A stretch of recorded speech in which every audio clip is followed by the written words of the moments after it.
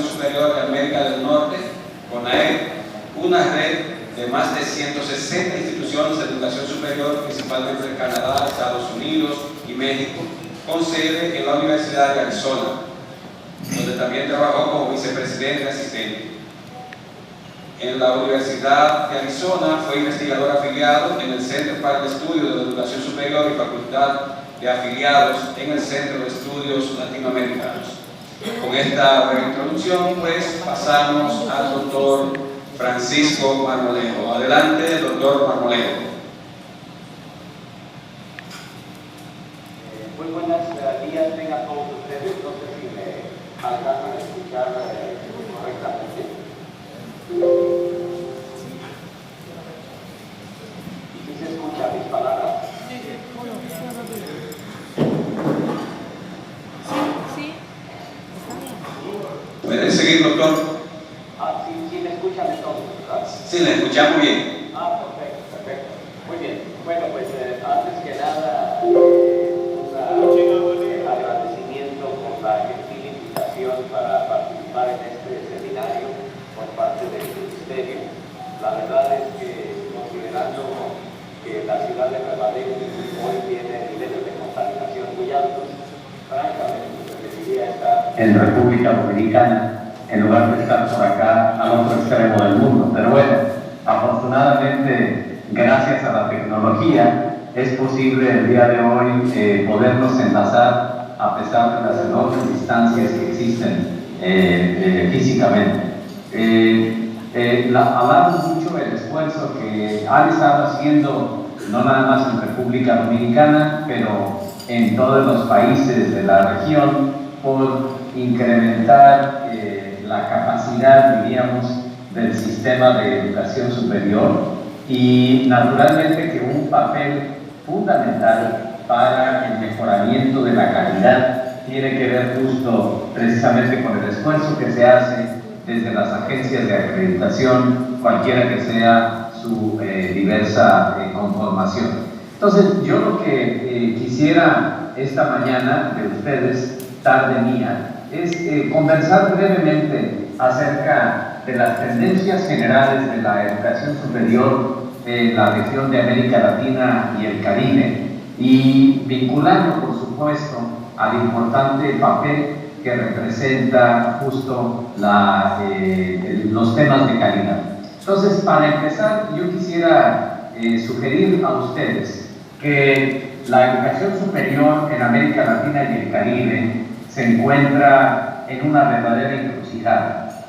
Y esto lo menciono más que nada por el hecho de que si observamos las dinámicas demográficas del mundo, ustedes pueden notar claramente que hay ciertas regiones del mundo en donde estamos pasando por un proceso paradójico, yo diría, de, por una parte, todavía un importante segmento de la población, niños, que eventualmente muy pronto serán jóvenes y que estarán demandando el servicio de la educación superior todavía a niveles crecientes, pero que muy pronto la región en su conjunto empezará a tener decrementos precisamente en la demografía de la niñez, lo cual necesariamente nos llevará a un escenario que ya es una realidad en otras partes del mundo y que no lo es tanto todavía en la región, que justo tiene que ver con la disminución precisamente de esas presiones demográficas. Entonces, la buena noticia es que el escenario actual y esperado de la educación superior es una tierra fértil, yo diría. Hay necesidad todavía, al menos en los próximos 20 años, de más y mejor educación superior. La noticia no tan buena es que sabemos muy poco sobre el grado de impacto que la actual y esperada transformación social, económica, política y tecnológica que está sufriendo y que seguirá sufriendo el mundo en los próximos años tendrá en la educación superior. Pensar que la educación superior no se transforme o no deba transformarse en el marco de toda esta brutal transición que está sufriendo el mundo, me parece que es algo relativamente inocente yo diría. Ya lo decía Edgar Morin, uno de los grandes pensadores de nuestro tiempo, cuando señala que uno de los grandes problemas que enfrentamos en la actualidad es cómo ajustar nuestra manera de pensar para enfrentar los retos de un mundo que es crecientemente complejo, que está sujeto a un rápido cambio y que también es impredecible. Debemos, dice Edgar Morin, repensar nuestra manera de organizar el conocimiento. Yo diría, agregando a lo que él señala, debemos repensar la educación superior. No hacerlo me parece que es aislarla de una realidad, de un mundo que es crecientemente global, altamente competitivo, basado cada vez más en la tecnología, en un proceso de cambio constante y sobre todo un mundo en donde cada vez más la base del desarrollo de los países, lo ha sido ya, pero ahora de manera más exacerbada, es y será el conocimiento. Y como siguen siendo las instituciones de educación superior las depositarias del conocimiento en nuestra sociedad, cosa que está cambiando también, necesariamente las universidades e instituciones de educación superior en general tendrán que adaptarse rápidamente a estas condiciones cambiantes del entorno. Así que, bueno, dicho esto, quisiera comentarle a ustedes que hay un escenario complejo con tendencias que aparentemente nada tienen que ver con la educación superior, pero que tenemos que analizar. Por ejemplo, vemos que hay un exacerbamiento en posiciones ideológicas vía la capitalización del descontento y del desencanto de las sociedades. Vemos, por ejemplo, un nacionalismo que se enfrenta a una tendencia globalizadora que vivimos en los últimos años. Vemos que hay efectos imprevisibles por la democratización del conocimiento y la información a través de las redes sociales. Vemos también una crisis de credibilidad de las instituciones clave de la sociedad. Y todo esto me pregunto, y ustedes seguramente se preguntarán, ¿qué tiene que ver con la educación superior? ¿Tendrá algún impacto todo esto en la educación superior? Me parece que sí lo es, y tenemos que tener la vista bien puesta en este sentido. Ahora, si cuando vemos la región de América Latina y el Caribe, es muy interesante observar lo siguiente. Una clásica pregunta, por ejemplo, que nos hacemos y que la sociedad se hace es si en realidad la educación superior sigue siendo una buena inversión individual y social. Y entonces los estudios que hacemos en el Banco Mundial muestran que la tasa promedio de retorno económico de la educación superior sigue siendo la más alta a nivel global y en la región de América Latina en comparación con la tasa de retorno económica de la educación primaria y de la educación secundaria. Entonces esto es una buena noticia para la educación superior. Sin embargo, dos aspectos. Primero, los retornos de la educación superior han estado decreciendo gradualmente. Son altos, pero han estado decreciendo.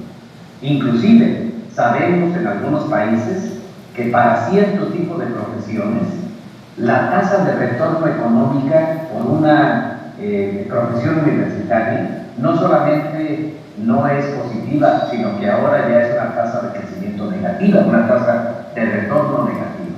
Lo cual quiere decir que la inversión que hacen las familias o la sociedad para que una persona se forme no alcanzan los recursos para pagar esa inversión que se hizo con los salarios que va a obtener esa persona. El estudio que hicimos, por ejemplo, en el Banco Mundial, en la región de América Latina y el Caribe, mostraba, por ejemplo, el caso de Chile, en donde las carreras de humanidades y las carreras de educación tenían retornos negativos a la inversión, precisamente. Entonces, obviamente, esto es un severo dilema que tenemos en la educación superior. Y sabemos también que la educación superior no es nada más dinero, no es nada más empleo y retorno económico. Varios estudios demuestran que la educación superior es el propiciador fundamental del desarrollo social. Sabemos que las personas que tenemos el privilegio de la educación superior en general. Solemos valorar más, por ejemplo, la democracia, solemos tener una mayor tasa de participación cívica, solemos tener condiciones de vida un poco más saludables. De hecho, se sabe que quienes tienen acceso a la educación superior suelen vivir en promedio aproximadamente 6 años más que las personas que no tienen estudios superiores. Sabemos también que la educación superior es el espacio último y el más importante para que las personas desarrollen un sentido de tolerancia y de reconocimiento de la diversidad social. En fin, hay una serie de ventajas económicas y sociales importantes por la educación superior. Pero bien, volviendo al tema global, vemos que en los últimos años ha habido un crecimiento muy grande en la matrícula de la educación superior, prácticamente el doble en los últimos 15 años. Y también sabemos que esta va a seguir creciendo. Sin embargo, hay una significativa disparidad acerca de dónde está creciendo. Ha crecido muy rápido en los países desarrollados, como se pueden imaginar, y ha crecido a tasas muy bajas todavía en, sobre todo, la región de Subsahara Oriental. Y las diferencias son verdaderamente significativas. Ahora bien, en la medida en que la región de América Latina ha estado teniendo un desarrollo económico importante, vemos que en los últimos años la tasa bruta de matriculación en la educación superior en América Latina ha crecido. Es la tercera región del mundo con mayor crecimiento en la matrícula de la educación superior, solamente superada por la región de América del Norte, particularmente Estados Unidos y Canadá, y Europa. Entonces, esta es una buena noticia. Sin embargo, las tasas de acceso a la educación superior por país en la región de América del Norte presentan variaciones significativas. Hay países en donde se ha logrado llegar ya a tasas equivalentes a las de países altamente desarrollados, y sigue habiendo países en la región en donde todavía las tasas de educación superior son relativamente bajas. Y además, al interior de los países, todavía encontramos que hay significativas disparidades en el acceso a la educación superior en función del estatus socioeconómico de las personas. Les menciono el caso de mi propio país, de México. En México, por ejemplo, si una persona es del quintil más alto de la población, del decil más alto de la población, de ingresos de la población, de ingresos económicos, esa persona, más o menos, para darles una idea, el 89% de los jóvenes en edad de estudiar que pertenecen al decil más rico de la población están en la educación superior. En cambio, en el decil más bajo de la población, solamente el 6% de los chicos en edad de estudiar están teniendo acceso a la educación superior. En otras palabras, en México tenemos el equivalente a Corea del Sur, que es el país con la más alta tasa de acceso a la educación superior, y al mismo tiempo tenemos el equivalente a Malawi en África subsahariana, que es la tasa de acceso del decil de ingresos más bajos de la población. Entonces, tenemos todavía un problema en América Latina y el Caribe de una mayor necesidad de acceso con equidad a la educación superior. Ese es el primer desafío. Segundo desafío, el desafío de la alta deserción y el estancamiento en la educación superior, que en ocasiones es más grave que el desafío del acceso. En otras palabras, entran muchos, pero también salen muchos que no terminan, como si fuese una especie de puerta revolvente. Las tasas de graduación de personas entre 25 y 29 años que en algún momento empezaron la educación superior son relativamente bajas en la región de América Latina. Entonces, primer desafío, acceso con equidad. Segundo desafío, retención en la educación superior, digamos, la necesidad de la disminución de la deserción. Y obviamente la importancia de que los muchachos cuando lleguen se queden en la educación superior, pero además también se vayan a tiempo de la educación superior, porque de lo contrario también tenemos una ineficiencia desde la perspectiva de aquellos que se quedan de más por decirlo de alguna manera. Y luego el siguiente dilema, que es donde ya entramos más directamente al asunto de la calidad, tiene que ver con el dilema de la relevancia de los contenidos. Y desafortunadamente sabemos que en nuestra región, y esto pasa en otras partes del mundo, todavía seguimos contando en general con un modelo curricular y un modelo pedagógico en el proceso de enseñanza-aprendizaje, en donde una gran cantidad de énfasis se da justo en, no necesariamente en el desarrollo de la capacidad de los estudiantes de crear, evaluar, analizar, aplicar o inclusive a veces entender las cosas, sino fundamentalmente nos centramos todavía mucho en la capacidad de memorizar, en la capacidad de recordar. Y obviamente, si esto lo comparamos con lo que las necesidades de empleo de los próximos años y actuales son, pues encontramos una disonancia significativa. Por ejemplo, en un estudio que hicimos en el Banco Mundial en varios países, hay habilidades tales como la integridad, la confiabilidad, la flexibilidad, la empatía, la creatividad, el entendimiento de los temas contemporáneos. Son algunos de los elementos que hoy en los empleos actuales y del futuro son necesarios, para los cuales, con la estructura curricular rígida, secuencial, centrada en materias, no estamos logrando brindarle a los estudiantes, o se las brindamos sin siquiera saber cómo las adquieren. Diríamos como una especie de aprendizaje por ósmosis. Sabemos que aprenden eso, pero no sabemos cómo lo aprenden, dónde lo aprenden y a qué horas lo aprenden. En otras palabras, todavía nos falta contar con evidencia de si los aprendizajes de los estudiantes, la adquisición de habilidades de los estudiantes, se da por el currículum, a pesar del currículum o independientemente del currículum. Y no tenemos la evidencia para ello. Y esto entonces nos lleva finalmente al tema precisamente de la calidad. Si tomamos en consideración que nuestro sistema curricular en la educación superior se caracteriza por la rigidez, por la excesiva carga académica, por el enfoque más que nada hacia contenidos, más que a procesos, por la baja lateralidad de los aprendizajes en términos de profesiones, pues naturalmente que si a eso le agregamos los desafíos de esta sociedad cambiante, en donde difícilmente podemos anticipar cómo serán las profesiones o cuáles serán las profesiones del futuro, pues naturalmente que tenemos un desafío que atender, para el cual habría que preguntarse si el modelo de aseguramiento de la calidad que tenemos en nuestro sistema de educación superior está respondiendo o no a este tipo de desafíos. Muchos de ustedes lo saben bien. Cuando uno se acerca al sistema de educación superior en diversos países, vemos que ha habido esfuerzos significativos para mejorar la capacidad de asegurar la calidad. Esa es una buena noticia.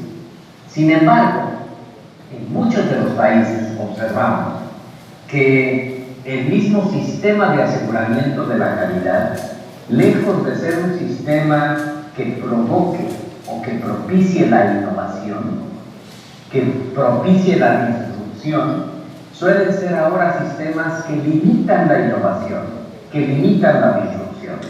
Cuando vemos, por ejemplo, el caso de instituciones que dicen, bueno, a mí me gustaría retar si la manera de trabajar de la institución es realmente la que está respondiendo a ella. Si me puedo atrever, por ejemplo, a que los estudiantes adquieran contenidos fuera de su profesión, o a que reduzcan su carga académica para que tengan más aprendizajes fuera del salón de clases, o si incorporo a las aulas a personas que no necesariamente tengan los grados académicos, pero que tienen el expertise que puede compartirse con los estudiantes, o si busco que los totales de contenidos académicos se reduzcan porque hoy en día, como les digo, el caso de América Latina es de aproximadamente un 30% más que los contenidos académicos, por ejemplo, en el caso de los Estados Unidos. Y muchas de estas ideas que de repente surgen, o inclusive de programas como educación dual, aprendizaje de servicio, gamificación en la educación superior, aprendizaje de contenidos vía los programas en línea, no presenciales de acceso gratuito, los famosos MOOCs. Muchas de estas cosas, cuando se quieren poner en marcha en la educación superior, suele suceder, espero que no sea el caso de las agencias que ustedes representan, que al momento de pretender incorporar esto al aspecto cotidiano de la vida de las instituciones de educación superior, suele haber una barrera, porque las agencias de acreditación, o al menos se les echa la culpa a las agencias de acreditación, que ellas son las que no lo van a permitir, que son las que están preocupadas por medir la calidad por vías convencionales. ¿Cuántos profesores con doctorado tienes?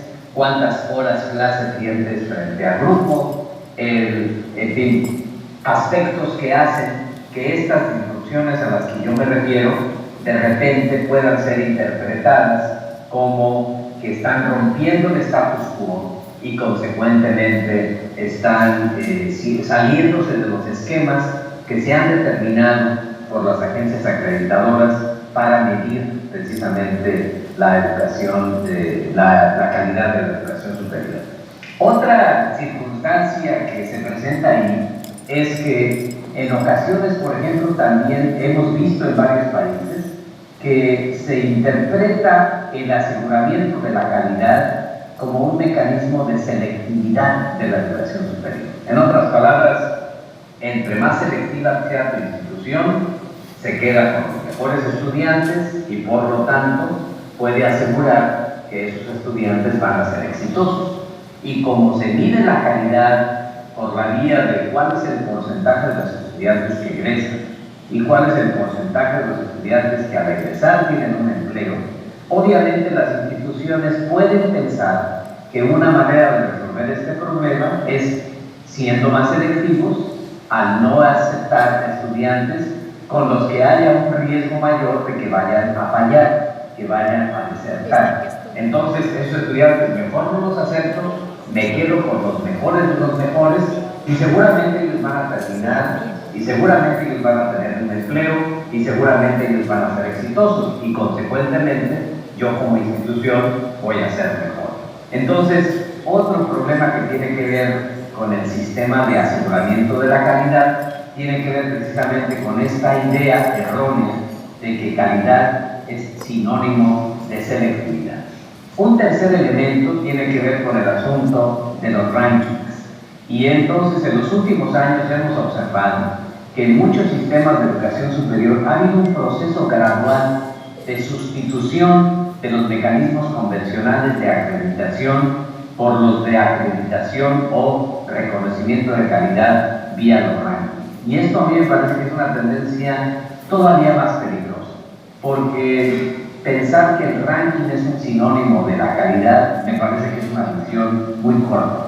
El ranking, al final de cuentas, es una determinación unilateral del ranqueador, precisamente, de determinar que una buena institución es aquella que tiene ciertos atributos que de manera unilateral el mismo ranqueador ya definió con anticipación. Y entonces esto ha provocado que haya una distorsión significativa en el comportamiento, por una parte, de las instituciones de educación superior y por otra de los mismos gobiernos, que en ocasiones están más contentos de que tales universidades del país estén en los rankings, aunque eso implique que haya, por ejemplo, una reasignación brutal de recursos para que esa universidad que tiene más posibilidades de estar en los rankings sea apoyada, aun cuando no haya recursos para apoyar a las demás. Entonces, dejamos de apoyar a un buen número de instituciones que están teniendo un importante labor social porque atienden estudiantes probablemente de sectores desfavorecidos o con alguna desventaja, a cambio de apoyar a aquellas instituciones en donde suele haber mayor selectividad, mayor capacidad de investigación y consecuentemente mayor posibilidad de estar o ajustarse a esta definición unilateral de qué es bueno y qué es malo, que fue hecha precisamente por los ranqueadores. Y también hay una deformación en los comportamientos institucionales, porque entonces al interior de la institución se suelen privilegiar también aquellos programas académicos que son de aquellas carreras que forman parte de los rankings, de aquellas disciplinas en donde publicar un paper tiene mayor valor que otras disciplinas. Entonces hemos visto casos lamentables de instituciones de educación superior en donde también hay una reasignación brutal de recursos hasta estos programas en las áreas de ciencias que son más de moda, por decirlo de alguna manera, sacrificando importante labor académica de la institución en áreas de ciencias sociales y académicas que suelen ser las menos favorecidas para este tipo de circunstancias.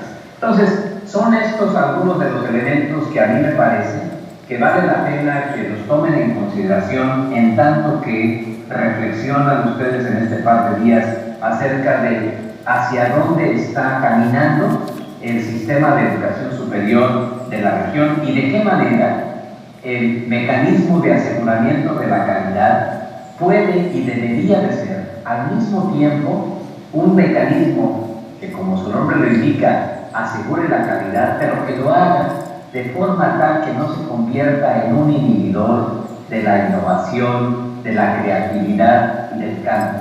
Porque pensar que con el tipo de instituciones que hoy tenemos en la región, con la capacidad actual que tienen de atender el desafío del acceso con equidad a la educación superior al que yo me refería hace un rato, pensar que con esto vamos a atender en los tamaños del desafío de esta circunstancia, me parece que sería un poco inocente.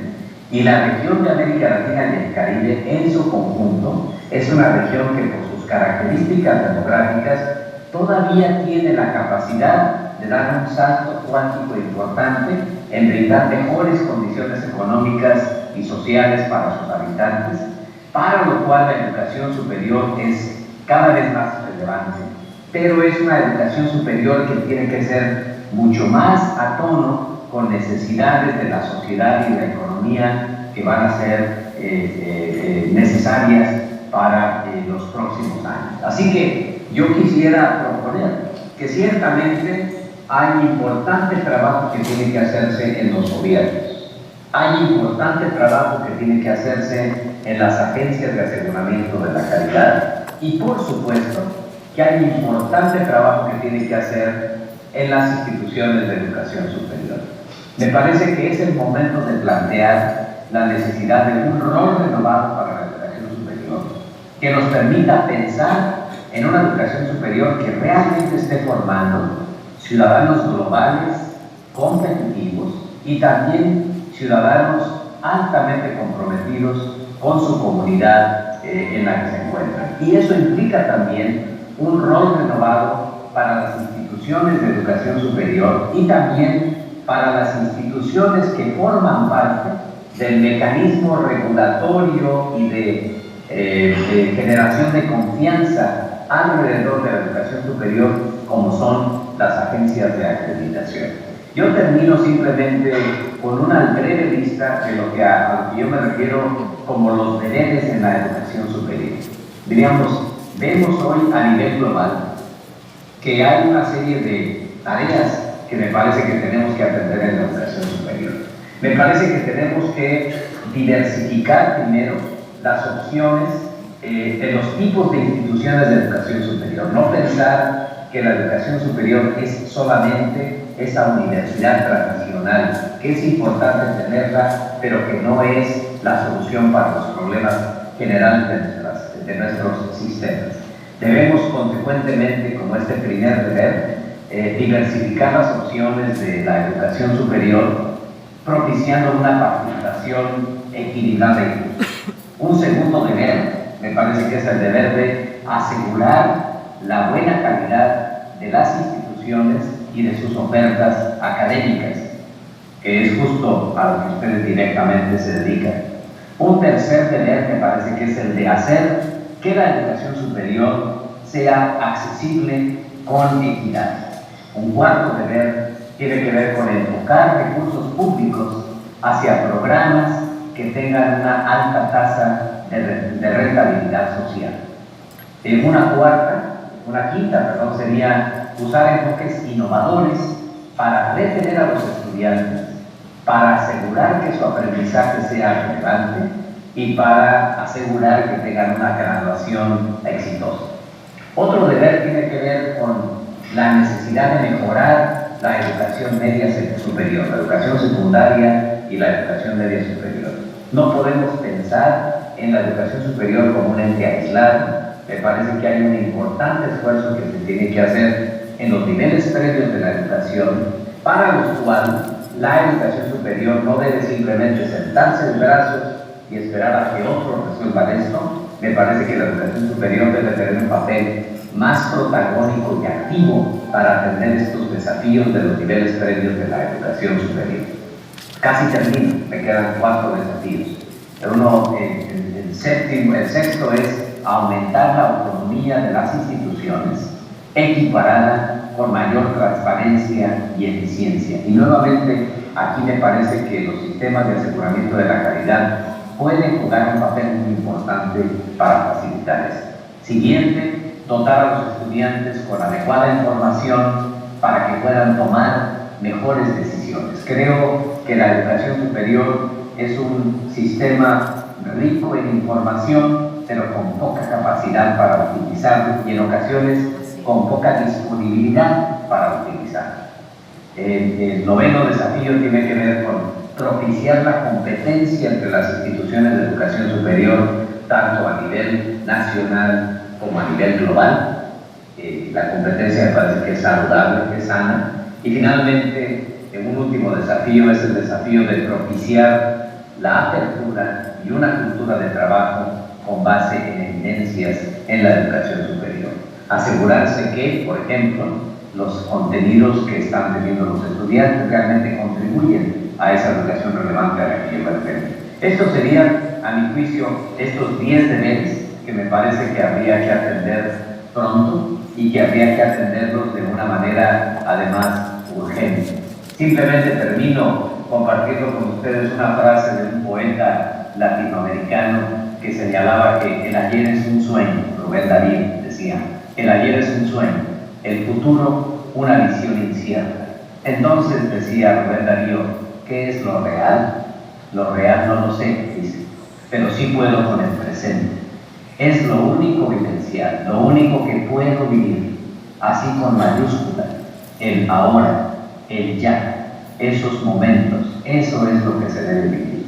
Y esto yo lo traslado a la necesidad de acción en el mejoramiento de la educación superior en nuestra región, como algo que hay que pensar no como un sueño, no como esa visión incierta, sino como lo presente, lo actual. El futuro no se extrapola y el futuro tampoco se adivina.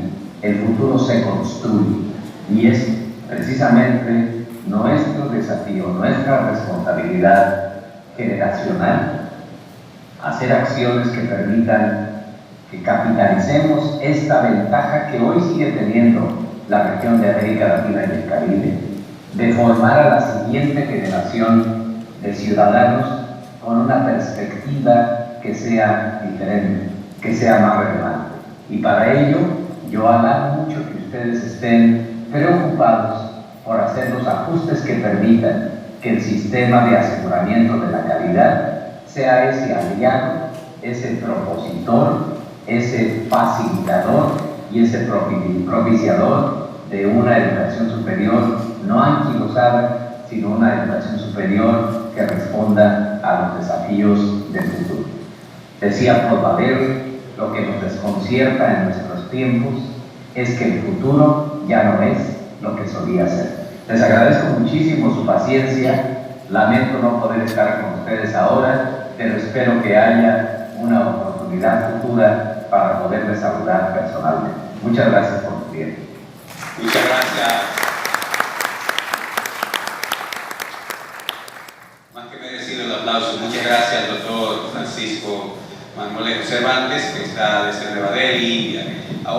vamos a dar un turno para preguntas, inquietudes. Comenzamos por aquí, doctor Francisco. Adelante. Muy buenos días. Quiero felicitarle muchísimo por su intervención, que en definitiva da un marco importante a las tareas que tenemos que cumplir aquí en República Dominicana. Yo soy de Ecuador, presidente del Consejo de Aseguramiento de la Calidad, que nació el 2 de agosto del presente año, precisamente con muchas de las ideas que usted expresa y cambios que tenemos que realizar. Solamente un tema.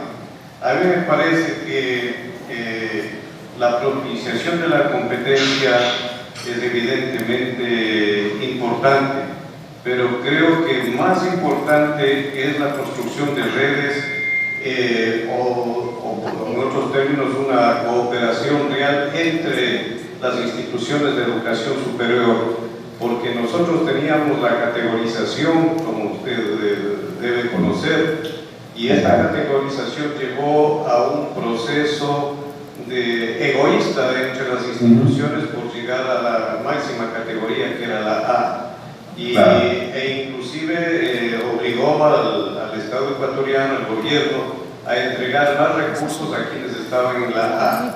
Y quienes estaban en la A pujaban porque no ingresen otras instituciones de educación superior, porque les iban a recortar un poco de su presupuesto que habían alcanzado, dejando sobre todo a las instituciones en nuestra división territorial, que es la francesa, es decir, por provincias y cantones. Significó que aquellas universidades de provincia recibían mucho menos recursos y por lo tanto quedaban en segundo y en tercer plano. Yo creo que lo que hay que hacer énfasis también en su propuesta es la cooperación y la construcción de redes, como estamos haciendo en el Ecuador, precisamente con el advenimiento de la nueva ley. Eso es, profesor. Yo le felicito mucho que la visión que tiene usted desde una instancia tan importante como es el Banco Mundial. Le agradezco muchísimo, me encantaría comentar más sobre eso. Yo lo que sugeriría es si hubiese tal vez un par de preguntas más, y entonces ya sobre eso yo respondo a todas las preguntas. Pero este es un tema que me encanta y ahora conversaré más sobre eso. Adelante, no sé si hay otras dos preguntas. O comentarios, o chistes. Muy buenos días. En primer lugar, saludarle, profesor Marmolejos. Sencillamente magistral. Si encontrara una palabra para definir su participación, sería magistral. Soy Juan Sánchez, director general de Gestión de Calidad de la UASA, la Universidad Pública, una de las universidades públicas de Santo Domingo, Dominicana, junto con la de São Paulo. La más antigua de América Latina. Aunque los amigos peruanos pueden que se ofenden, pero bueno, patrimonio de la humanidad. Junto con la UNAM, la Universidad de Buenos Aires, la de Guadalajara y São Paulo, la universidad más poblada de Latinoamérica. Mi pregunta va justamente relacionada a ese tópico, a la masificación, a pertenecer a un continente con países deprimidos económicamente. Estamos en construcción de modelos, de sistemas de indicadores que midan, comillas, medir la calidad en las universidades para fines diversos. ¿Qué recomendaría usted como característica, como principios rectores de un sistema de gestión de indicadores de calidad que tome en cuenta características tan variopintas como son el ingreso, como son la masificación, que si midiéramos, no tengo el dato ahora mismo, pero estamos suponiendo que más del 46% de la matrícula estudiantil dominicana se concentra en una universidad, mientras más del 35% de las demás universidades se concentran en el otro 50 y tanto %. Eso se combina con que las masas más desposeídas económica e intelectualmente que nos llegan de un sistema educativo con falencias es que ingresa a nuestra universidad. ¿Cómo usted integrar un sistema de indicadores que conjunten todos estos elementos y que permitan construir sistemas de medición que nos permitan caracterizar nuestras universidades, que es un reto gigantesco de todos los dominicanos? ¿Cómo construimos un sistema que tome en cuenta una universidad con un ingresando con características tan diferentes como el que llega a una universidad como la pública nuestra. Muchas gracias. Claro, claro. Sí, así es. Muy bien. Ahora nos comento sobre eso. Claro que sí. Y qué gusto escucharle. Es una universidad que además siempre he tenido el gusto de seguir de cerca sus interesantes desafíos. Adelante. La última pregunta, ¿les parece?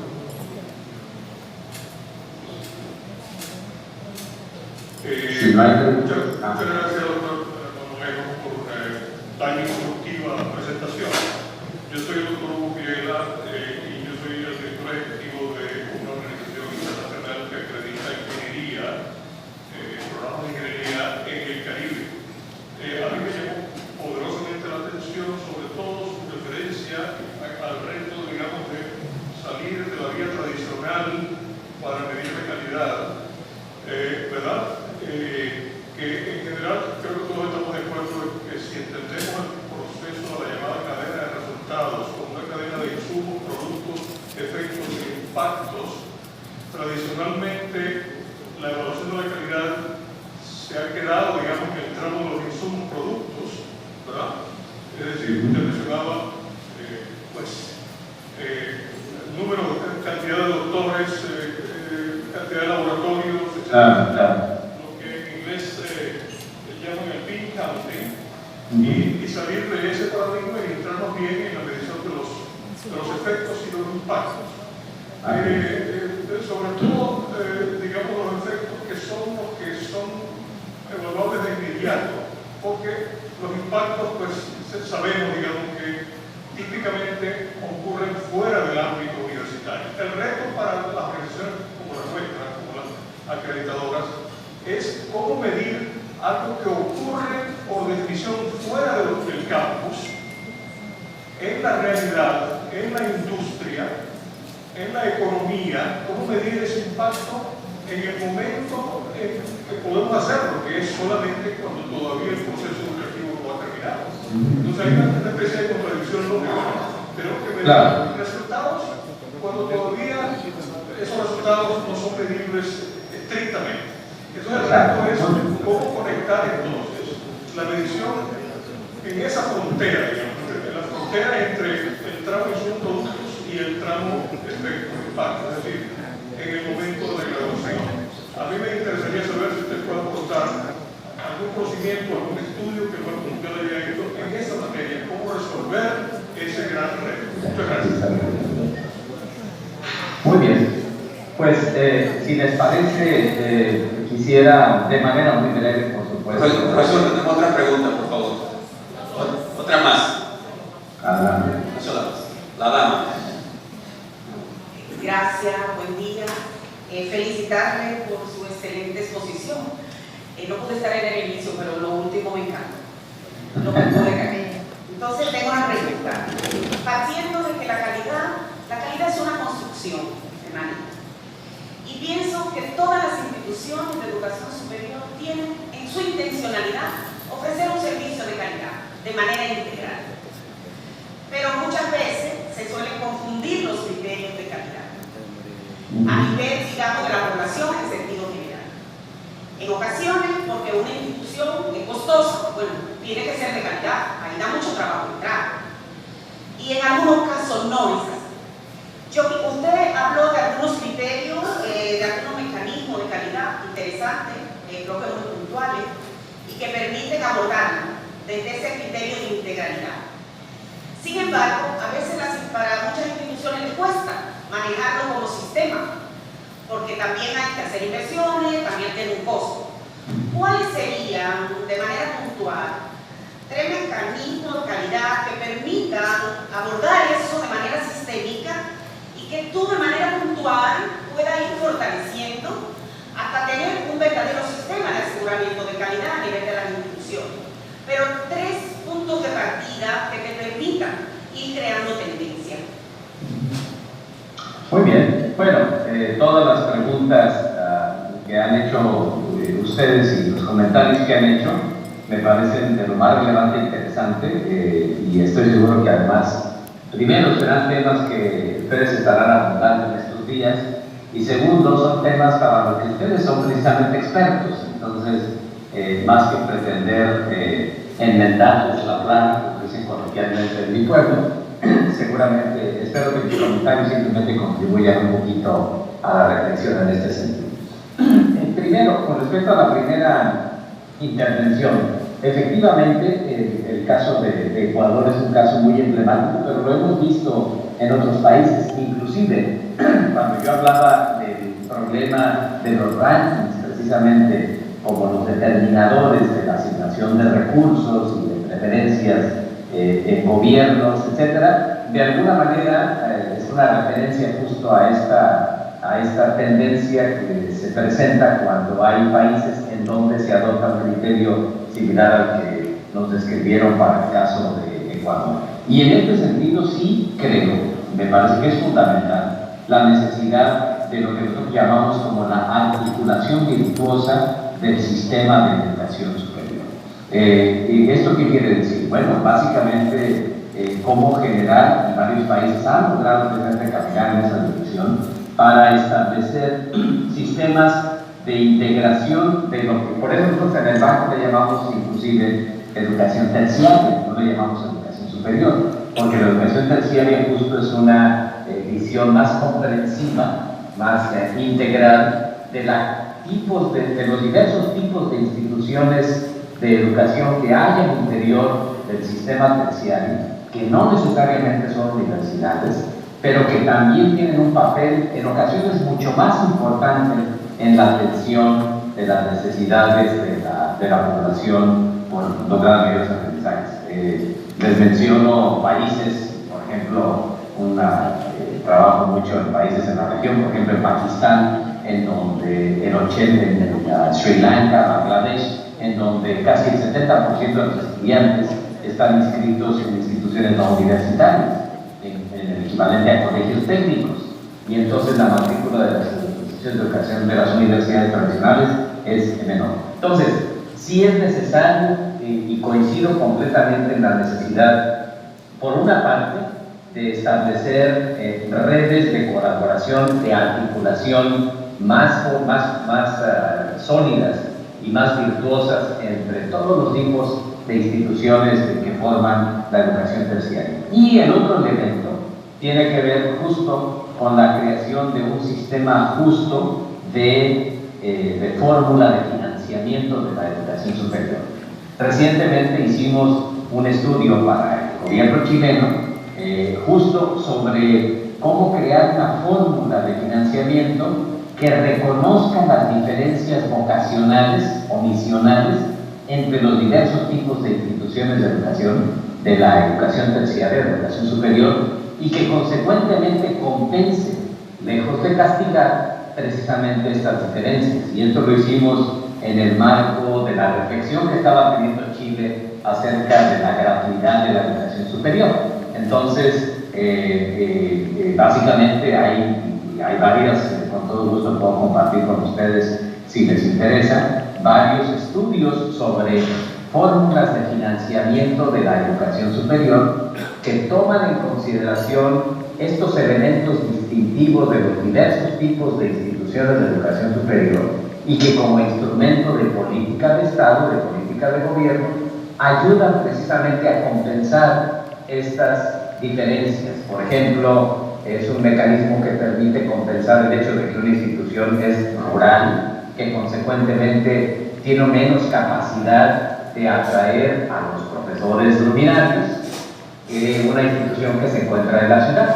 Lo mismo, una universidad tendrá otras capacidades en comparación con una institución cuya misión es fundamentalmente la enseñanza y no la investigación. O, por ejemplo, si hay la intención de estimular a que haya más estudiantes indígenas en el país en la educación superior, entonces la fórmula justo va compensando, estimulando y desestimulando todos estos elementos precisamente para hacer que haya una mayor equidad en el sistema, ¿no?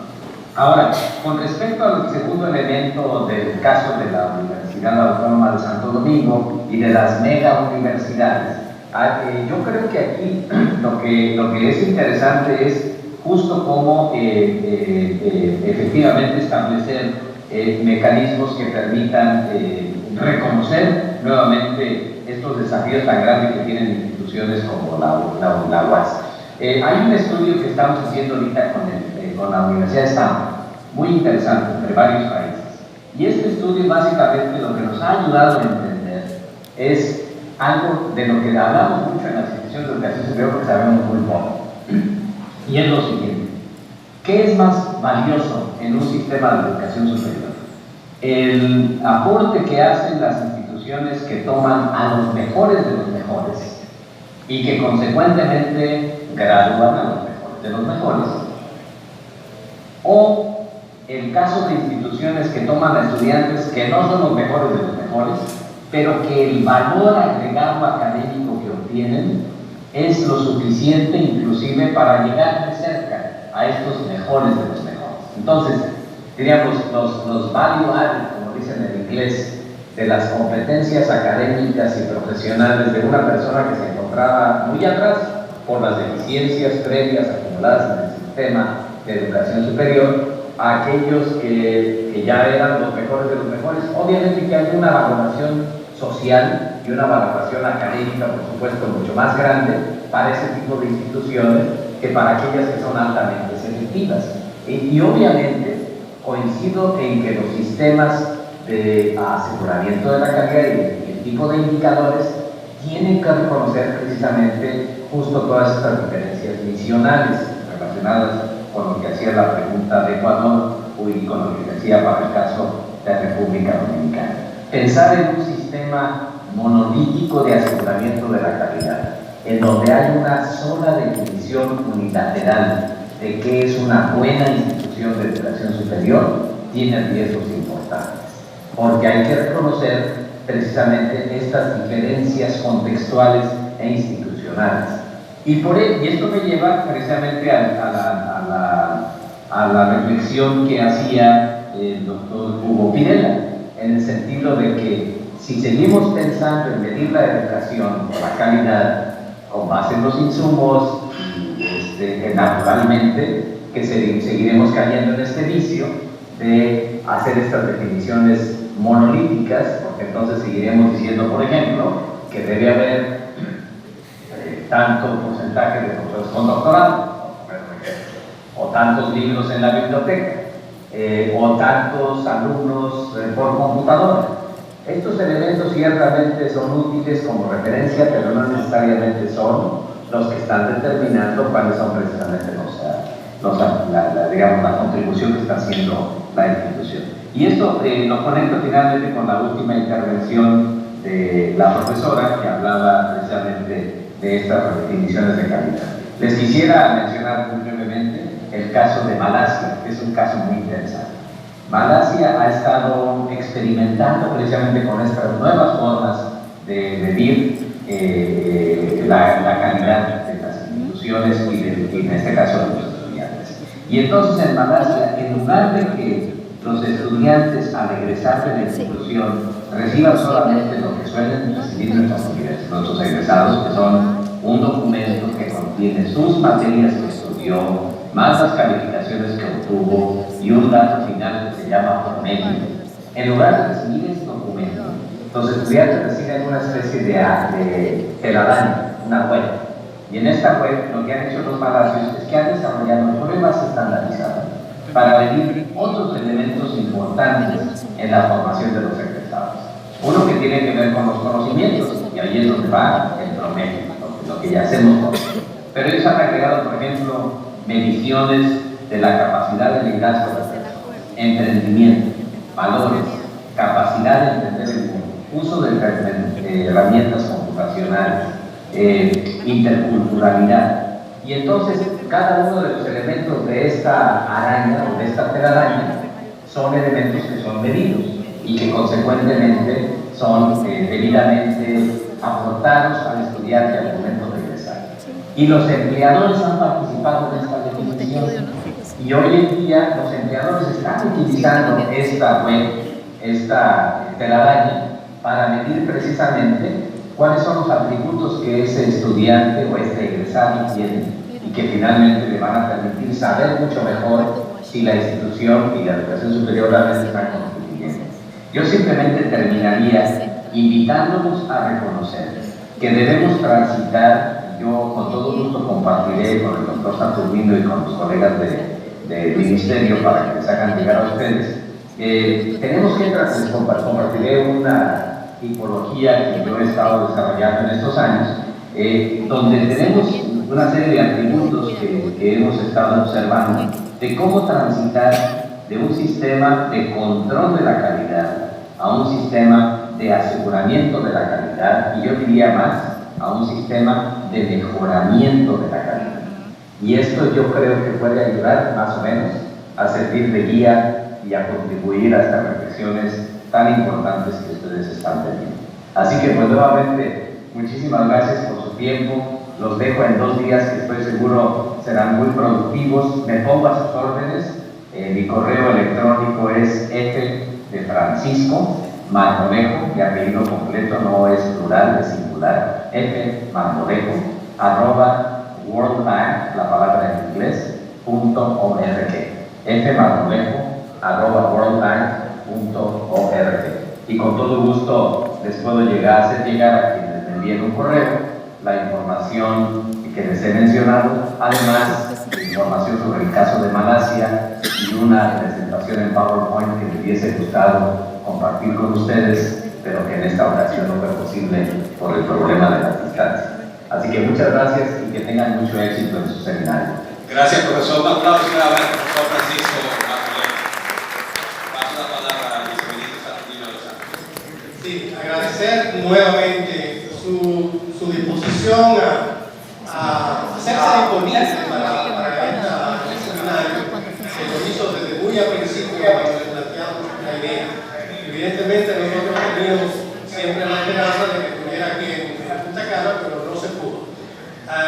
Estaremos entonces en contacto con usted para que esa información que usted hoy ha compartido con este público, que yo le reitero, que además de la red de las agencias que conforman la red iberoamericana para el aseguramiento de la calidad de la educación superior, están las universidades de la República Dominicana, es decir, representantes de las universidades, y le han escuchado con mucha atención. Nosotros le podríamos entonces, posteriormente, compartir esa información que usted va a hacernos llegar a todos esos que estuvieron aquí para que también la tengan con ellos. Muchísimas gracias de nuevo y que tengan muy buenas noches, ¿verdad? Hasta luego. Buenas noches.